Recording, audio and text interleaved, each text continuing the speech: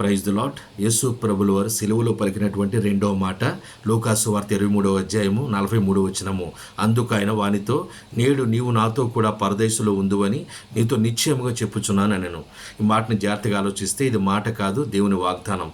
యేసు ప్రభుల వారు దొంగకు వాగ్దానం చేస్తూ ఉన్నారు, పరదేశంలో నాతో పాటు ఉంటావని. ఈ వాగ్దానాన్ని పొందుకోవడానికి ఆ దొంగ సంపాదించినటువంటి అర్హత ఏంటంటే, తను పాపినని తెలుసుకున్నాడు, పశ్చాత్తాపడ్డాడు, దేవుడు ఎవరో తెలుసుకున్నాడు, దేవుని కుమారుడు ఎవరో తెలుసుకున్నారు.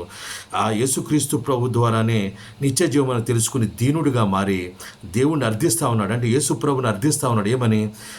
యేసు నీ రాజ్యంలో జ్ఞాపకం చేసుకో అని. ఆత్మ విషయమై దీనులైన వారు ధన్యులు, పరలోక రాజ్యం వారిదే. అంత మాత్రమే కాదు, యోహాను సువార్త 17వ అధ్యాయం 3వ వచనం ప్రకారము, అద్వితీయ సత్యదేవునమైన నిన్నును నీవు పంపిన యేసుక్రీస్తు ప్రభువును ఎరుగుటే నిత్య జీవమని. ఈ అర్హతలను సంపాదించుకుని దొంగ వాగ్దానం పొందుకున్నాడు.